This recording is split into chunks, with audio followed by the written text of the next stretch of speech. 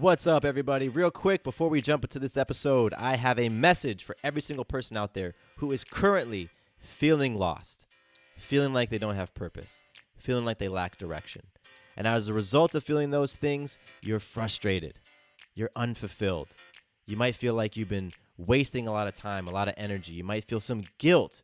If that is you, then listen up, because I have something that's going to absolutely transform your life, and that is the Having It All Blueprint. I poured so much into this course because I was that person. I was in the shoes you are in right now. I felt like I had absolutely no purpose. I was so lost. I didn't even know what I was doing here. And I was frustrated looking back at all the money I spent at school and all the time I spent in all these different jobs, only to now be feeling like it was all for nothing.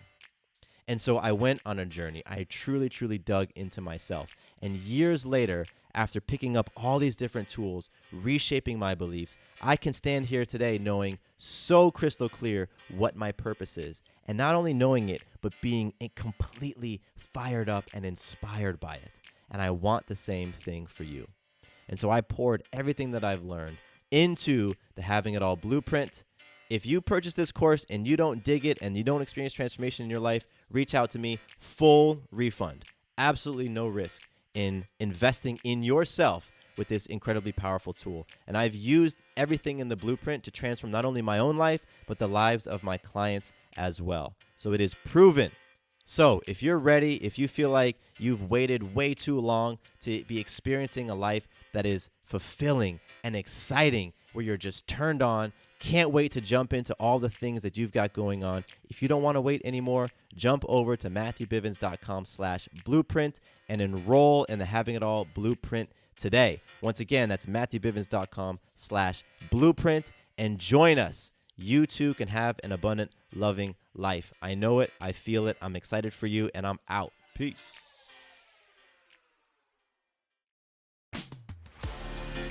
Welcome to the Having It All podcast, the show about what it takes to live an abundant, loving life. My name is Matthew Bivens, and each week I'm helping you get out of your head so that you can truly have it all. Let's do it.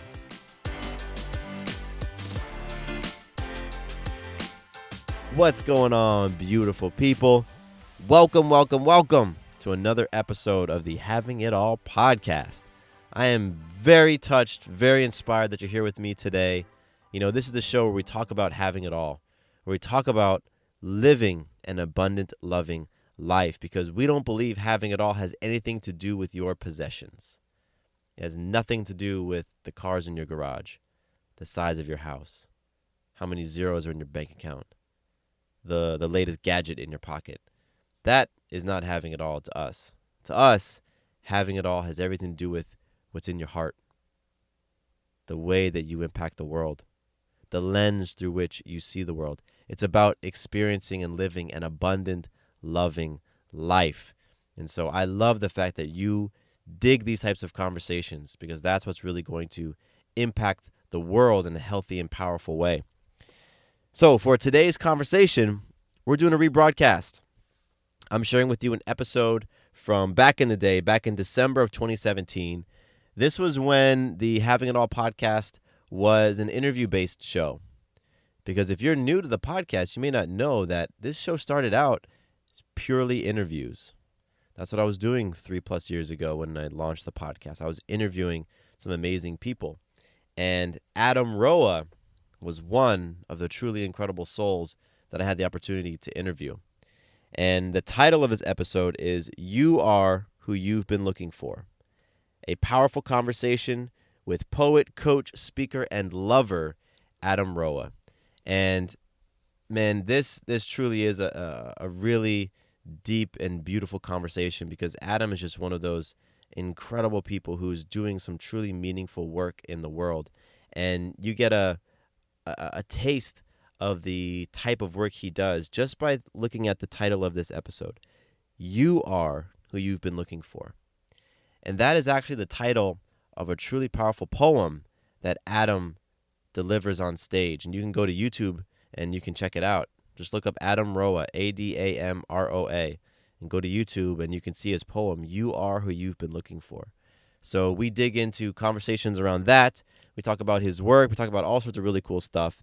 And I'm just really excited for those of you who haven't heard this conversation I had with Adam. And if you've already heard it once, now is the time to listen to it again because you're going to pick up something new. So, with no further ado, here is my conversation with Adam Roa.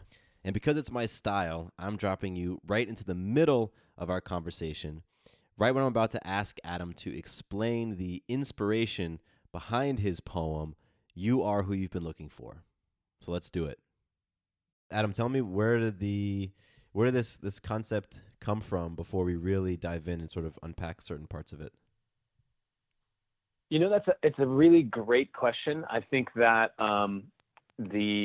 it's what I believe is that what we're seeing and have been seeing basically throughout all time is ancient wisdom, like some ancient truths to the world and our reality that get repurposed and repackaged, whether that's through the major religions, whether it's Islam or Catholicism, Christianity, like those are, I think, speaking to some really deep truths that have been around since the beginning of time, all the way up to now with like Tony Robbins and myself and Kyle Cease and these people who are also saying the same things in different ways, right, in modern times. And I always heard growing up, like the importance of self-love, and I had no idea what that even meant. Like, what does that actually mean? And so through my own exploration of love and myself, because I was raised, my father's from the Philippines, and I had the stereotypical like stoic, non-emotional Asian father, and so being open emotionally and being willing to be vulnerable and show love. Like, I wasn't raised in an environment where I understood what that even meant. In fact, I was raised in an environment where I thought it was weakness to really show love and vulnerability. And so my path of exploration of that has led me down so many roads where I've realized that as I learn to love myself more, I can actually show up with love for others at such a deeper level. And that is what I say in the caption or at the beginning of that video, which is just your capacity to love others is limited only by your capacity to love yourself.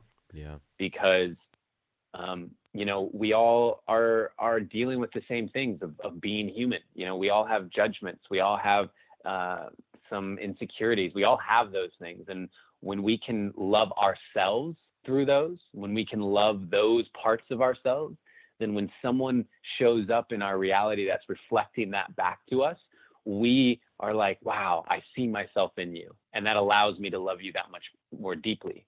But when we're in resistance to our own judgment and our own impatience and our own insecurity, when we're in resistance to that, when someone shows up reflecting that back to us, we immediately go into the defensive. We see the parts of ourselves that we don't love reflected back to us, and it makes it that much harder to love that other person.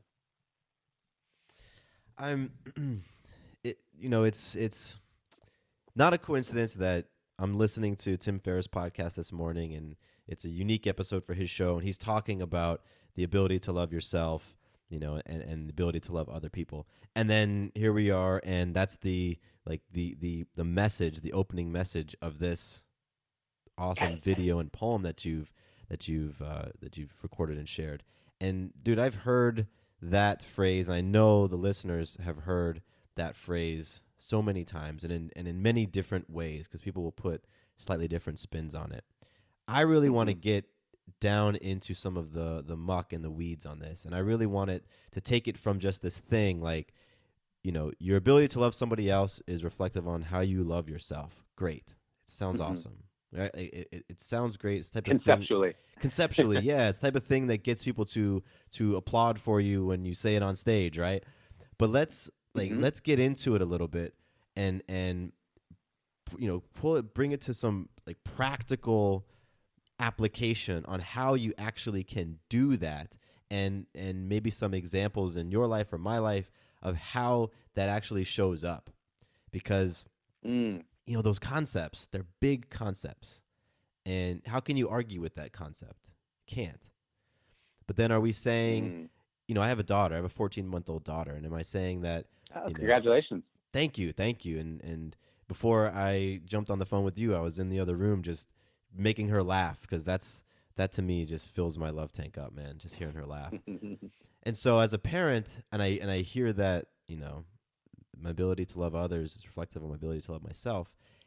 I can almost create a defensiveness just against that. Like, wait a minute, you're saying that I don't really love my kid, or I don't really love my spouse, or wait a minute, because I can be a little bit overly critical on myself, that is capping the amount of love that I can pour into somebody else.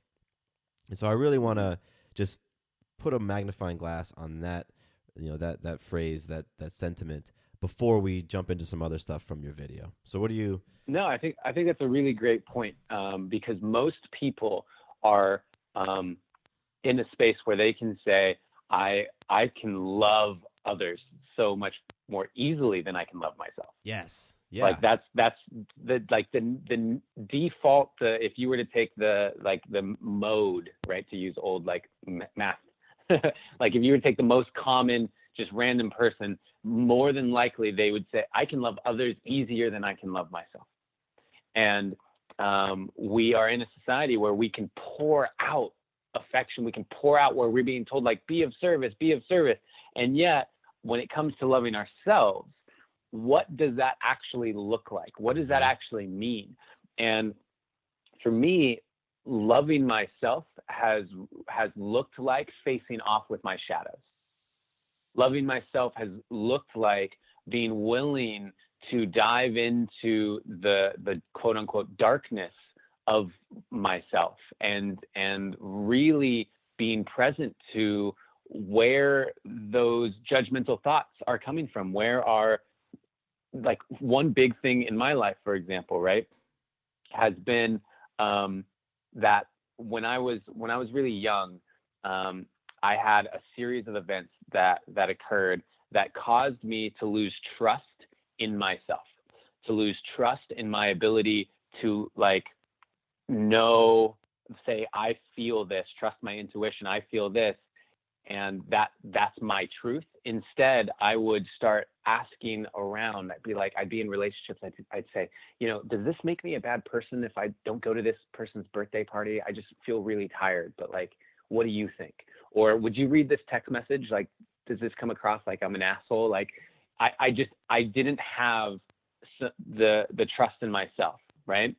And when I didn't have this deep trust in myself, and I didn't even know that I was lacking it, I was going through the world, and when anyone was showing up in my experience, causing me to have to question, have to look at what's my truth, what happens is, because I am uncomfortable in that space, because I'm uncomfortable in my own darkness, my own shadow, my own mistrust of myself, then the normal reaction, what most people will do then, is project their defensiveness, their uncomfortability, their insecurity, project that out to the feedback mechanism that's reflecting it to them.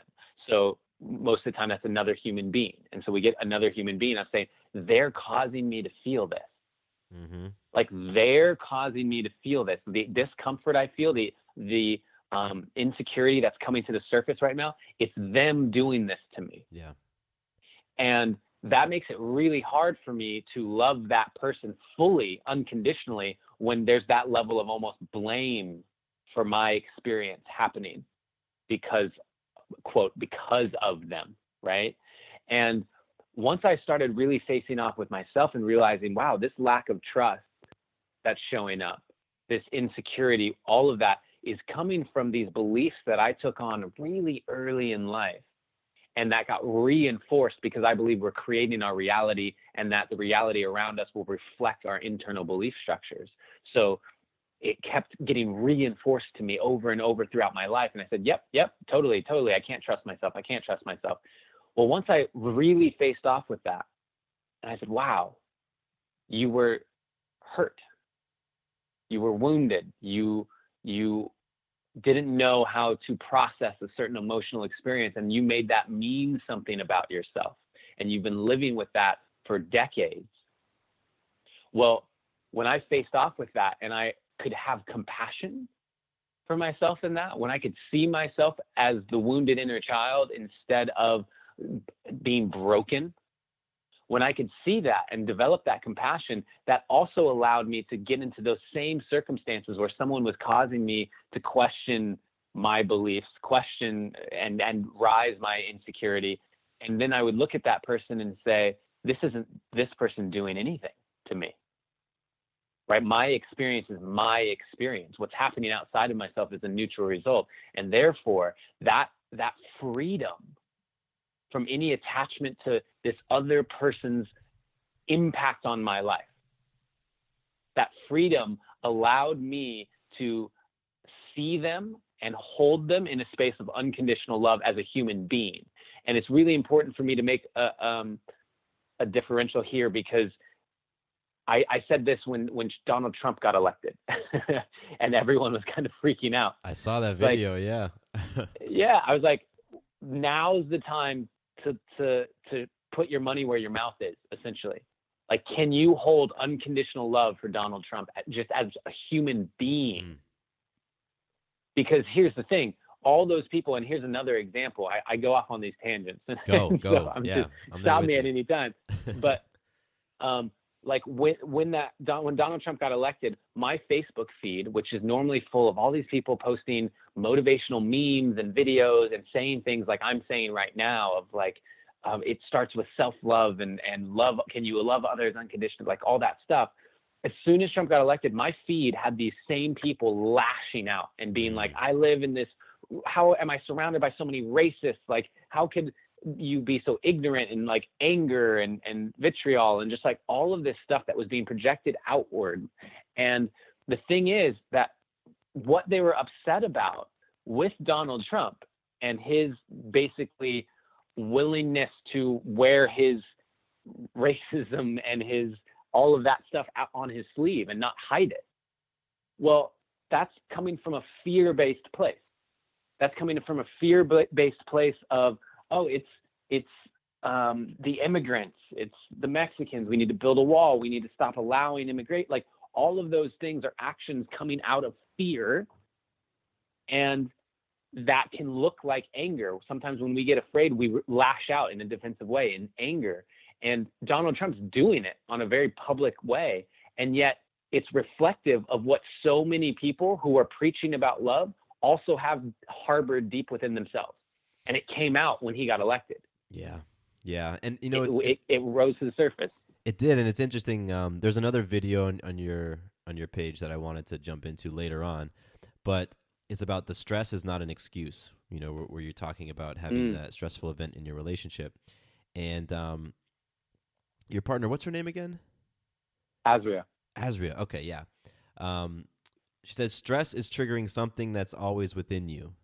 So, and you mentioned this a couple of times. The event itself is neutral, right? So somebody being elected is neutral. Somebody saying something to you is neutral. What's happening is it's triggering that thing that's within you. So it's so funny that when this neutral event happens, you know, it's like you said, that's the opportunity for you to walk your talk. You know, it's the opportunity. Those folks that you saw on your feed, my feed was the same way, man. It blew up. The number of people I was actively following dropped dramatically after that event, just because it was like, wow, okay, that's what was in you and was just waiting to come out. And so, that's the thing. And they'll go ahead. No, go. You go. No, I was just saying, like that's the thing where they'll say it's everyone's fault for this event happening, and because this event happening, I'm justified in my whatever that I want to spout out. Yeah. And the thing is, what's coming out of you, that eruption, was always there. So how grateful can we have gratitude in our hearts for the neutral event that showed up and gave us the opportunity to see that this was in us. because without the event, we never see it. When everything's going awesome, when everything's great, when we're living a life of abundance, like, oh, it's so easy for me to talk about love and happiness and loving yourself to love others. It's easy when we're in that space. And then when something happens that is challenging, when something happens that may be the exact opposite of what we wanted to happen, can we still hold that same belief, or are all of our doubts, our insecurities, our fears going to rise to the surface because now there's a trigger for them? Yeah. And that's ultimately when I say, your capacity to love others is limited only by your capacity to love yourself. What I'm talking about is those parts of ourselves that we haven't faced off with yet, the parts of ourselves that are hiding in the closet. They're hiding in the closet because we're choosing not to look at them. We don't want to look at them. They're uncomfortable. And yet for me, like I put out two videos about this. One literally on the day it was announced that he got elected, talking about the same thing. Like, this is a chance for us to walk the talk. This is a chance for us to show, can we keep love in our hearts? And the reason I feel I was able to have that stance is because I'd already been facing off with all the parts of myself that felt like the world is unfair, all the parts of myself that felt like there's no point in even trying. There's like those parts of myself I've faced off with over and over and over again, and learned to love them and learn to love the events that happened that even created those beliefs. And because of that, say, wow, I can love Donald Trump. I can see why you're saying the things you're saying. I can see why you have the beliefs that you have, and I can love you through that because I've loved myself through that. And I hope that ultimately wraps up like your question about diving into what does that look like. But that's my place. That's where I come from. Yeah, talk to me about what it has looked like for you, like what it actually looks like when you're facing off with your darkness, as you say. Like I get that there's introspection and there's some confrontation of maybe events in your past, things that maybe you did, or maybe regrets that you have, or maybe things that traumas in your life that you might be looking at. But if talk to me about what those things, what your process actually is for the person out there who says, you know what, I recognize that I have these things that are in my life. I recognize that they are holding me back in certain aspects, holding me back from having the relationships that I want with myself, other people, and life in general. And I want to take action on that, but I don't know what to do. So talk to us a little bit about your process on going through that for yourself. Yeah, that's a great question. I think that the first step is always awareness. Awareness gives us choice. So a lot of times the person goes to a Tony Robbins event or attends a workshop or listens to this podcast or whatever, and they are given awareness, and awareness gives us choice. What is confusing sometimes is that sometimes people think that the awareness is change, but the awareness is not actually change. If you go to a 3-day yoga retreat and you learn this stuff about yourself, that's great. And then when you return to the world, you're not necessarily changed. You have the awareness, which now gives you the choice to change. And change happens through action. And so for me, the first step is always awareness. So when I'm working with a client, it's about looking at the parts of our lives that are uncomfortable, the parts of our lives that we may want to shift, and the parts of our lives that we love, and recognizing that all of those things are reflecting back to us part of our internal state. So if you see life around you as a reflection of your internal, then you can use the life around you as a way of identifying some of what's going on inside. I love that. And so totally love that. I look at that and I say, wow, this is what's showing up in my life. This is a pattern. Okay, what does that mean? And through I listen nonstop to podcasts. I watch YouTube videos of people that I respect as mentors. I hire coaches and take workshops and do all of those things. And all of those things give me deeper awareness of myself. And that awareness will give me the choice to take action to shift into more of the person that I want to be, which in turn creates more of the life I want to live. I dig that.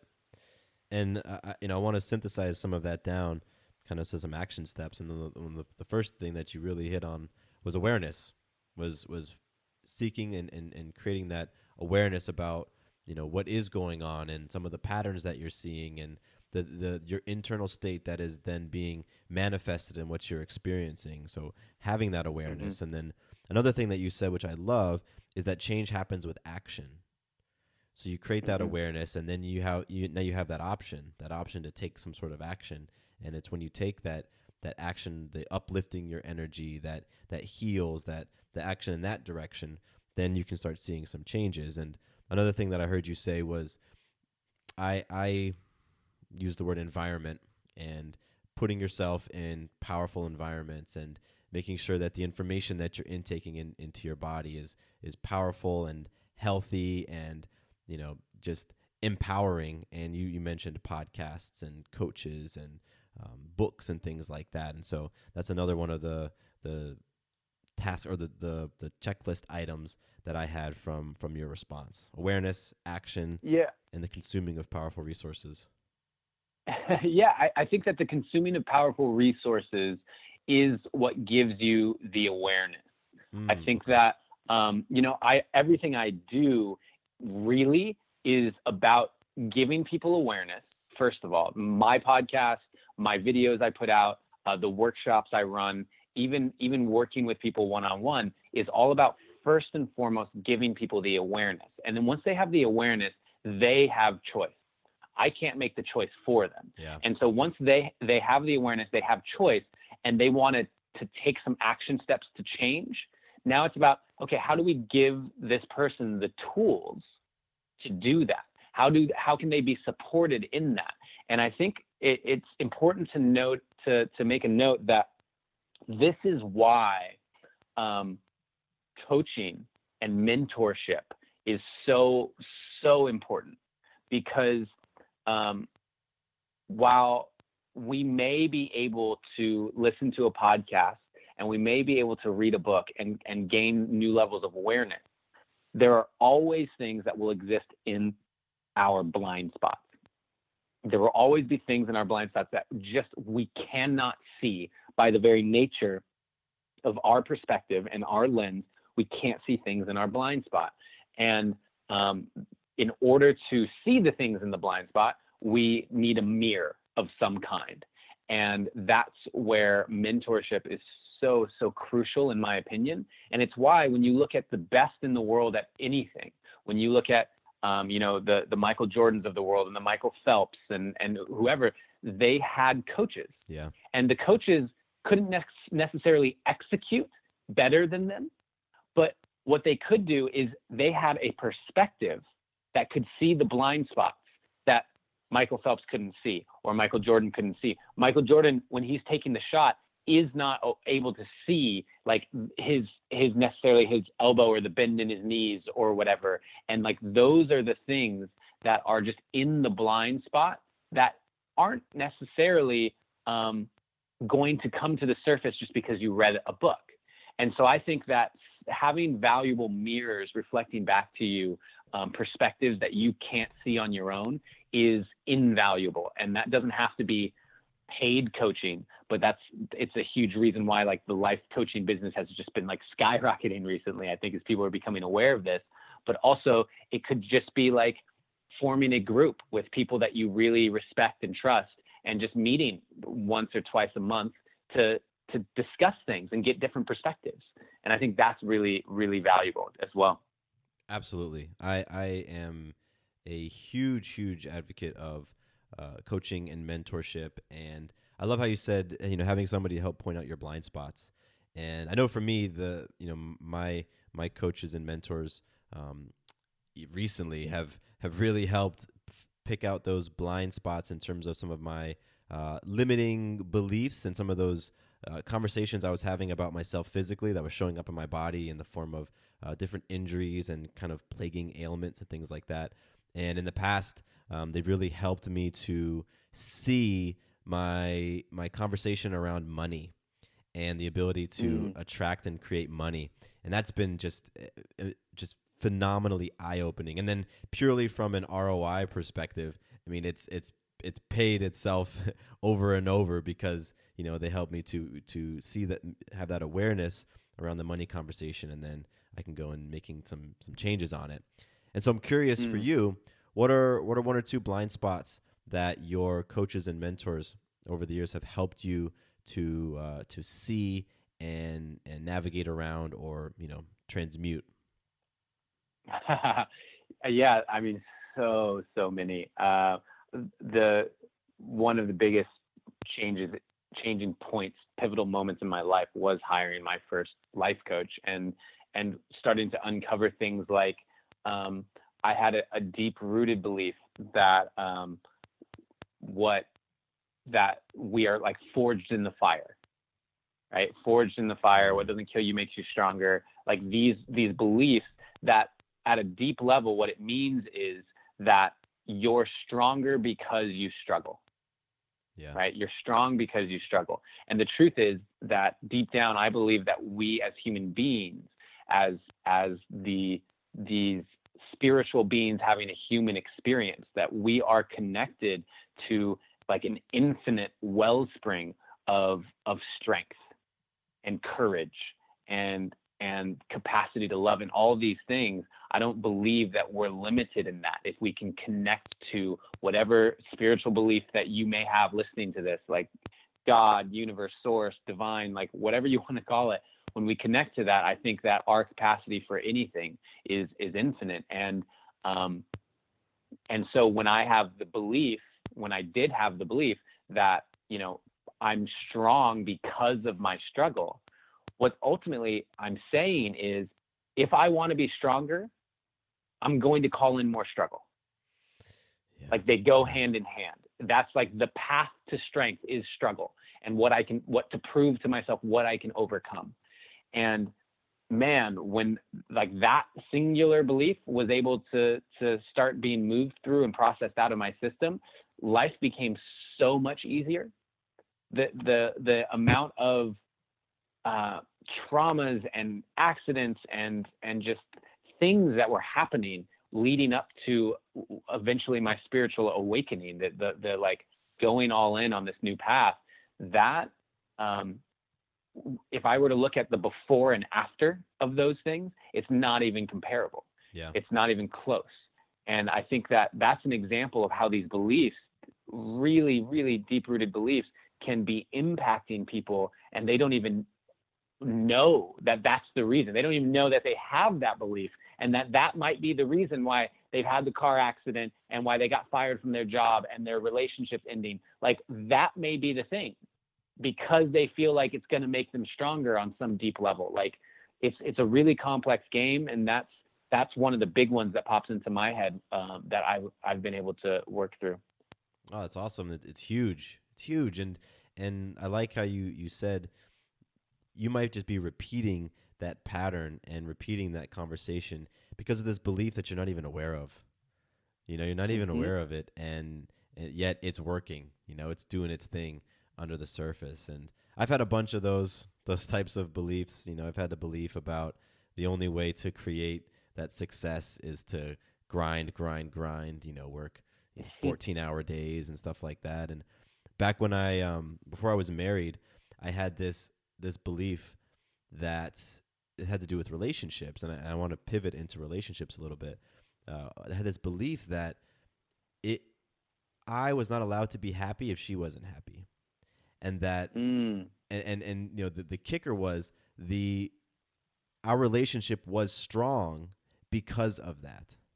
Our relationship was healthy because I couldn't be happy if she wasn't happy.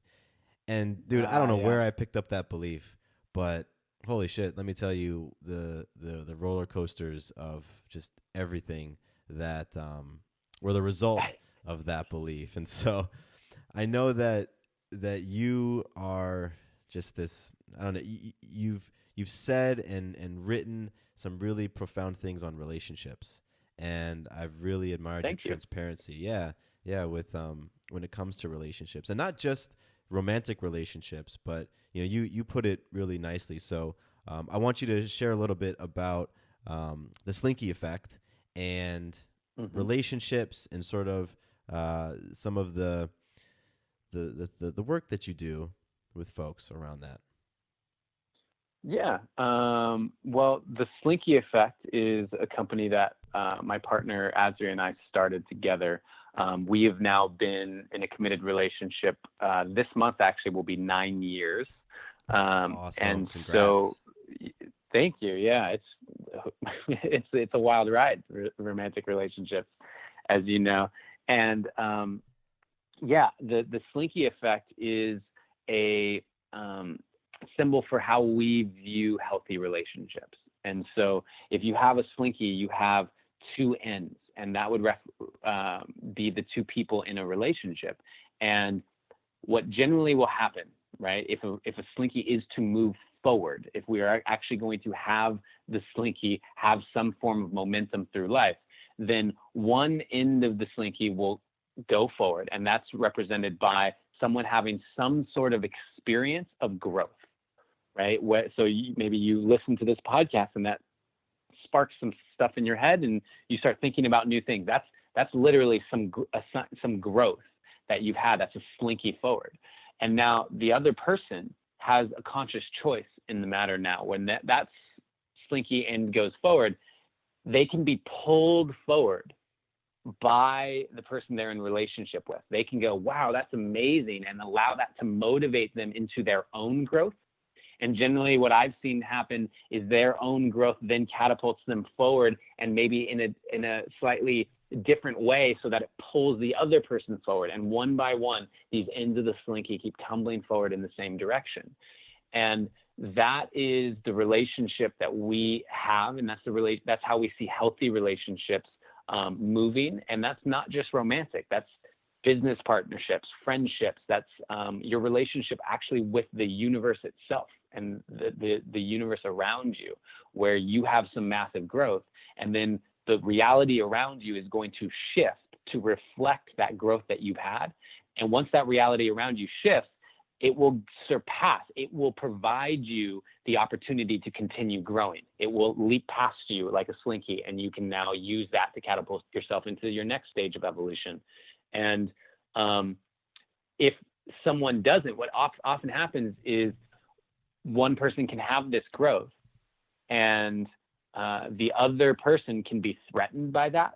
The other person can say, that's just not the direction I want to go. The other person could plant their feet in the ground and say, I don't want to change. And that end of the Slinky eventually becomes a ball and chain. And now you just have one end that's dragging the other person through life, and it will eventually either lead to both ends just stopping and there being no further growth in the relationship at all in either individual, or it'll snap and the relationship's over at that point.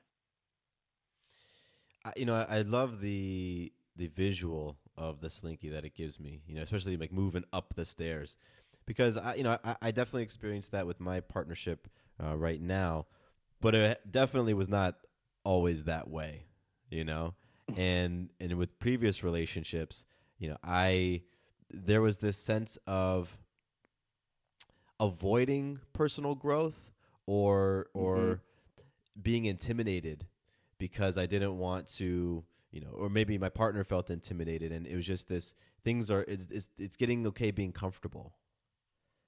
Getting okay being comfortable with where I'm at. And so I'm curious for you and the work that you've done with other couples, and in past relationships with yourself.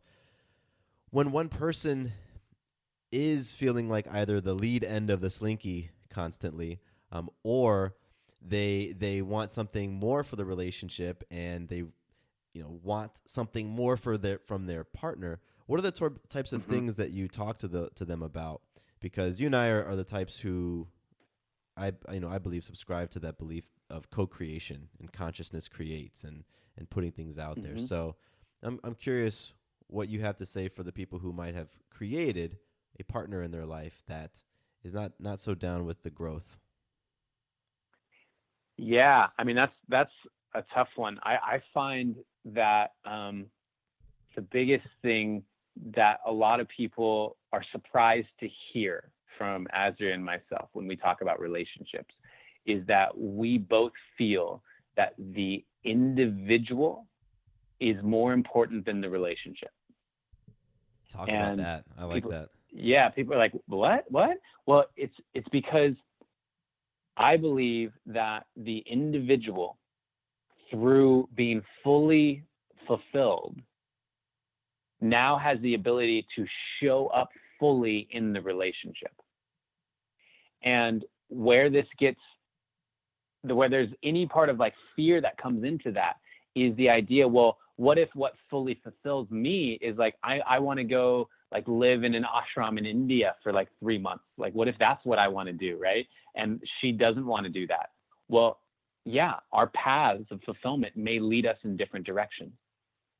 And that's where there can be some level of fear and an understanding that my happiness and her happiness ultimately is more important than anything else, including the longevity of the relationship. Like if it gets to a point where the thing that would make both of us the happiest, where we can live and be excited to wake up every single morning and just love life fully, means not being together, then that's what it means, because the individual is so much more important. And with that being said, we wake up every day with the intention of loving each other fully. We wake up with the intention of spending the rest of our lives together. We live with the intention of raising a family together. Like that is our intention and that is our hope. And there's not a attachment of my own happiness to that result. I am going to live a life of happiness no matter what. That is what I'm committed to. And it is my deepest desire and hope that that looks like the two of us being together for the rest of our lives. And so, did that answer your question? It did, and it really opened up a whole new avenue, because I want to explore this, because I know that there's some folks out there who just became insanely anxious by what you said. Seriously, this Totally. idea I that, know. yeah, the idea that, listen, as an individual, my individual happiness and fulfillment is what I'm going to seek and create first before the relationship. Because I was there, man. I was in that space where that sort of sentiment would have terrified me and probably would have influenced me to turn off the podcast episode, because I didn't want to hear more. Hopefully people are still listening. Yeah, yeah. The courageous ones are, because it's an insanely confronting notion. Mm-hmm. So yeah, I think. Go. Go ahead. I just feel like at the end of the day, who are you living this life for? And anytime that we place our happiness outside of ourselves, we are disempowering ourselves for anything. And that's easy to understand when you have people saying things like, oh, when I get money, I'll be happy. Like we hear that, and we're told all the time that that's not true. And and people still have a resistance to the idea that it's not true, right? Like when you have a celebrity that says, fame's not going to make you happy, money's not going to make you happy, people go, well, that's easy for you to say. Yep. That's easy for you to say because you're famous and you're rich. Like you have everything that I want, like easy for you to say. Well, who else could say it? Like who else could tell you that other than someone who's gotten it? And yet we still have that resistance to that, because when we stop putting our happiness in the hands of something external, what that means is that it becomes entirely our responsibility. Our happiness now is entirely in our hands, 100%. And that's scary. That's super scary. That's a heavy weight for people to start really accepting for themselves. And I think that that's where we can find people in relationships that they don't want to be in, and huge resistance to leaving those relationships because the idea that they will be single again, the idea that this person who has made them happy is no longer making them happy. Well, what then? Like going on that journey of like, well, what does make me happy? Right? That's super scary. And I get that. And I understand that. And I have a lot of compassion for that. But at the same time, like I have a client that I'm working with right now who I started working with, and he contacted me because he's in the midst of what may be a divorce. It's not sure which direction it's going to go. And what I said to him, and this is where it's different from like marriage counseling, is I said, listen, I'm not working with you to save your marriage. Yeah. That's not the point. The point for me is to work with you to find out what is your joy, what brings you happiness, what does your life look like for you to show up as the highest, most aligned version of yourself every single day. And maybe the relationship you're in was that for a time, and maybe it's run its course where now what you want out of life you can't get in your current relationship because that's not what she wants. And if that's not what she wants, she will never be able to give you the thing that you most crave currently at this place in your life. And for that reason, I'm telling you, I'm not here to save your marriage, because that might not ultimately be the thing that brings you happiness. I'm here to help you find your happiness.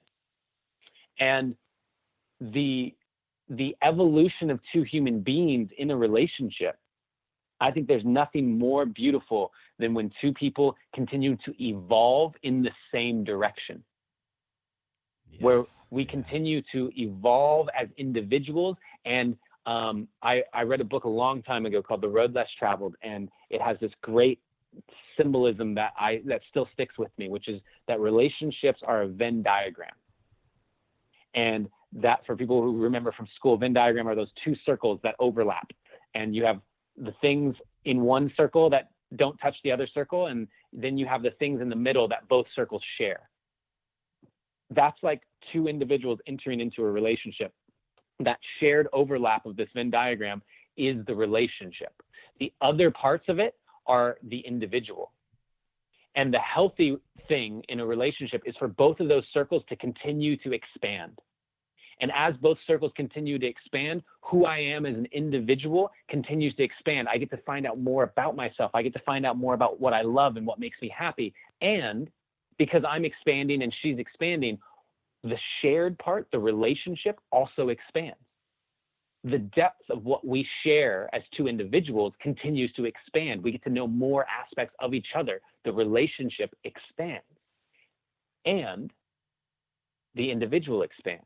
But what often happens is you have one person that continues to grow and expand and swallows that other circle. So now that other circle is just completely engulfed and doesn't even know who he or she is outside of the relationship. Or you have both individuals that literally just expand in different directions. So now there's no more relationship. There's no more overlap. And none of that is wrong. None of that is bad. But if we're not being honest with ourselves with what's actually happening and what's actually being reflected back to us in our relationship, then we don't have the awareness, and therefore we don't have the choice to make the changes that will lead ultimately to our happiness. And people can ask themselves, if you're listening to this right now, you ask yourself, what is more important to you? Being happy or being in your relationship? And being happy to me means looking at parts of yourself that may not be fully happy. That's how we get to happiness, is we go through. The only way out is through. So we go into the parts of ourselves that may be unhappy, that may be unfulfilled. And we ask those questions. Why do I feel this way? And that's going to give us the awareness, like we talked about earlier, and that's going to give us the choice.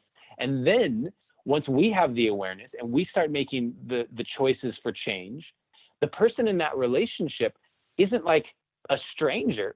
This is someone you love, who you've been in a relationship with for who knows how long. You invite them along on this journey. And hopefully, if it's both your intention, hopefully it leads you in the same direction, but that's not a guarantee.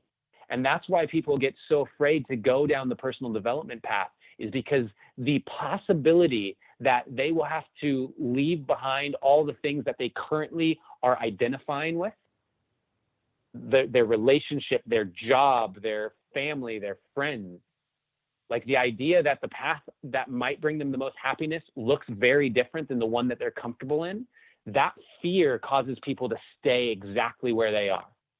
And that staying exactly where they are, they either develop resentment towards their relationship, their friends, their family, their job, or they just kind of give up. They just kind of like, this is just what it is. And that, to me, I'm more afraid of that than anything. The fear of just complete stagnation and apathy. Mic drop moment, dude. Yeah. Everything you said, I'm here nodding. Absolutely. Absolutely. And, you know, I like how you mentioned that the personal development work can be terrifying. It absolutely can be. And I know that from my own experience and just from speaking with others and receiving emails and notes from listeners, that just going down that path where you self-examine, where, like you say, you take a look at your shadows, and I mean that it can be insanely hard. It's the hardest work that I've done personally, most challenging, and also the most rewarding. As often is the case, right? Yeah. And yeah, it's a terrifying thing, man, to face off with your discomfort and your fear. It is understandably scary, because I mean, there's a reason why. Our brains work in a very interesting way, where there's something called the backfire effect, which is where when someone questions your beliefs, your brain, the amygdala in your brain, responds the same as if you were being physically threatened. And so what that shows is that we identify our actual like physical safety with our identity, our beliefs, right? The beliefs that we've decided are our identity. And so therefore, the act of personal development, the act of actually going and taking a good hard look at what is our belief, what is the identity that we've associated with, like what are those things, and are those true for us anymore? Like our brain is responding as if we're going into a physically unsafe endeavor. And I think that it takes a lot of courage, and also understanding that nothing you're going to uncover is being implanted by the work. You're only uncovering something that's already there. And so, like, if you're worried about, well, what if I find out that I'm not happy in my 15-year marriage? Well, that's because you're already not happy in your 15-year marriage. Yeah. That's already the case. It's already there. It's just a matter of whether or not you have awareness of it. So going down the path of personal development and really asking these questions anything you uncover is already there. And that's a very important thing that I try and reinforce with all of my clients, because now it becomes a little less scary, because it's already impacting your life, whether you know it or not. It's impacting your life. Absolutely. And I think a lot of times, I don't know if it's a lot. I think it happens where we know it's impacting our lives, and we just want to push it down, and we want to try to ignore it. And we think if we can ignore it for another month, another year, things will either shift, or I'll just forget about it, or it just dissolves. And that just doesn't happen. No, it only gets harder. Yeah. It only gets like the more time that you wait to really start looking at this stuff, it only becomes more difficult because there's more energy that has been put into the old way. There's only been more time invested in the relationship. There's only been more like people who are in jobs that they really dislike. It's almost like a cliche at this point, right? It's like I work a job that I really hate because I need to pay the bills, and then I get to be myself on the weekends. Like that's like, it's become almost like a cliche where, it's so common to see in movies and things like that. And the question that I always ask is, like, who's forcing that on you? Like, if you were to, and one of the most common things that people will say to me is, oh yeah, but like, I have all these responsibilities, right? Like I have to provide for my family. I have to do this. I have to do that. And just the idea that you have to, that's a phrase that I've eliminated from my vocabulary as much as possible, because it's so disempowering, right? The idea that you have to do anything. What happens if you don't? Yeah. Like, what happens if you, Matthew, just walk away from all of the quote unquote responsibilities that you have, right? Now, are you going to feel good about it? No. But what actually happens? Does the world end? Does like life itself cease to exist? Do you die? Does your entire family pass away? Like, what is the thing that happens other than the emotional pain and maybe the guilt you might feel and like what goes on inside of you and the difficulties that others may have as a result of it? But at the end of the day, you don't have to do anything. And I think that part of this is reminding people that they're empowered. If you're working a job that you hate, it's not because you have to, it's because you choose to. And that's okay. Like, totally fine. If you're choosing to, why are you choosing to? You're choosing to because you love your family so much that you will do anything to provide for them. Great. What a different perspective than I have to work this job because I have these responsibilities. What more empowering decision to make. I love my family so much, and it gives me joy to provide for them. And that's the true reason that people start a job that they may hate and feel like they have to. But that's underneath it, is that love. And so tapping back into that and empowering themselves through choice, the reason that's scary is because then when you're admitting to yourself that you're choosing every day to go to a job you hate, well, now there's nothing to blame. Yeah. You can't blame the responsibility anymore. And taking ownership of that is a really scary thing for most people. Yeah, absolutely can be. But man, when you do, I've experienced you feel like a superhero when you realize that it's within your hands and your capabilities, and especially just looking at those things that make you uncomfortable, create the fear within you, and continuing to move through them anyway. All of those things collectively, in my experience, have literally, like, I'm a big, comic book nerd, sci-fi nerd, and all of those things have made me feel like I have these superpowers where it's like, you can't touch me, like life circumstances can't faze me. And it's a beautiful thing that I've seen happen in other people in their lives, and I can imagine you've just experienced some just profound transformation in your own life, your own relationships, and in the people you work with. And it's been over an hour now of us just diving in on these topics and just going. I've just been ranting. Oh man, like ranting. I get so passionate about this stuff, man. I can talk about it all day. Seriously. Oh man, I don't even consider it rants. I feel like they're downloads. It's just universal truth being downloaded through you and just coming out, and you're passing along these ideas and these new paradigms and all these things for myself and everyone listening to chew on. And I'm incredibly grateful because I get an opportunity to learn, and I really enjoy being in that space of learning. And I realized on this conversation, I'm like, man, there's a lot of things I want to now go and dive into deeper, because Adam, you've sparked this curiosity within me, and you've identified some spots within me and my understanding that I think I'm gonna go and explore and get stronger within. And Wow. I've got all these notes here. I'm like, boy, I checked off 2 of the 10 different things I wanted to get into, but I love it because these tangential conversations are where the gems are. And so I appreciate you.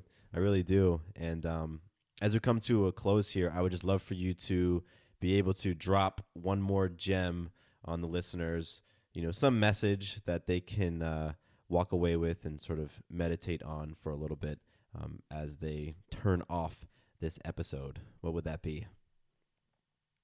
Wow. Yeah, let's see. I mean, the message that I hope is encapsulated in every single thing that I do and every word that I say is a reminder for people that they are seen, they are heard, and they are loved. And I believe that most of the world's ills, if we'll call them that, happen because there are people who aren't feeling that. They aren't feeling that. And I have found in my own life and all the people that I have ever worked with, there is so much love and support around, available, especially in this age of the internet and telephones. Like, there is just so much available to people that most of the time what's really going on is that we have closed ourselves off to the receiving of that love and that support.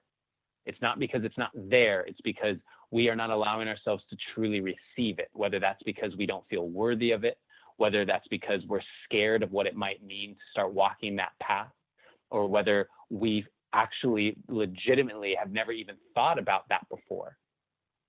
I believe that the ability to open up and allow in the infinite abundance of joy, love, happiness, and support, and that it's available to everyone, is a worthy pursuit. And all of the time and energy that you can allocate to that pursuit will pay massive dividends. And everything I do is aligned with supporting people in that. And so I hope that if anything I said, or a lot of what I said, has resonated with you. I put out so much stuff for free and literally not costing a dime, whether it's podcasts or videos or Facebook or Instagram or any of that. You can find that support, whether it's through me or someone else. And I encourage you to begin that journey if you haven't already. But if you're listening to this, you probably already started. So continue. Well done. That was beautiful, man. That really was. And please tell the listeners where they can go to connect with you, because you've got a lot of online real estate. So where can they go to learn more about you, connect with you, reach out to you if they have questions, or maybe they want to ask about your coaching services? Where can they go to do that stuff? Yeah, so adamroa.com, ADAMROA.com is my website. You can find me online on Facebook, primarily is my number one mode, which is you can find me at Adam Roa, and then on Instagram at adam.roa. I'm also on there. And then lastly, my podcast, which is called The Deep Dive with Adam Roa, is freely available, iTunes, SoundCloud, wherever you get your podcast, Stitcher, that sort of thing. And yeah, just, stay in contact. It's been amazing. I just toured a show in Australia, and it was amazing to see people in the audience who knew each other from the online tribe that's forming, where they comment on some of my posts and things like that, and they knew each other because of that. That's and wild. So they're yeah, it's super wild. And so there really is a tribe that's available to you. If you'd like to be a part of it, please, just join up, engage in the conversation. I know you and Azria are also launching something as well. So tell us about that real quick. Yeah, we're launching, Asri and I are actually launching at 1 p.m. What time is it? It's 12:11. Yeah, so in an hour, we're getting on a Facebook Live and launching the application process for a group program that we're going to start in January. And so it's going to be limited to 33 people or less. That's specifically for some of the stuff we may have like touched on today, but goes way deeper, like the metaphysics and epigenetics and like that sort of stuff. We're really going to dive into that. Plant medicine. We're going to bring in like ayahuasca shamans as guest speakers so people can really dive into some of the conversations that I don't think are happening as openly in the personal development space. And so we're creating a platform for that, and application process opens in like an hour. And where can they go to learn about that? That's going to be theslinkyeffect.com/AF18, which stands for Ancient Future 18, AF18. Yes. And, this is me speaking to you all listening right now. I truly have enjoyed Adam's content. I mean, there's a lot of people out there in the quote unquote, personal development space talking about different things, but Adam has this really amazing ability to blend the science with the stuff that's sometimes a little bit harder to grasp and put our arms around. And you combine with that a real vulnerability and transparency that I personally appreciate. That's something that it's one of my big values is authenticity, and I get that in your content. And so Adam has amazing content. I mean, he puts it out on all these different platforms, YouTube, like he mentioned, his podcasts, over on Instagram. Just go check it out. This dude is just dumping so much free value onto folks. So consume it.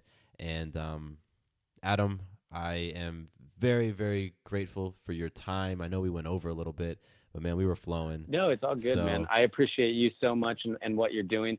And I look forward to continuing to stay connected, man, because I feel like you have a mastery. I've done a lot of these, right? Not only do I host the podcast, but I'm interviewed for quite a bit, and you have a real mastery of continuing these conversations and going down particular paths that are of the most value for people. So thank you. Appreciate you.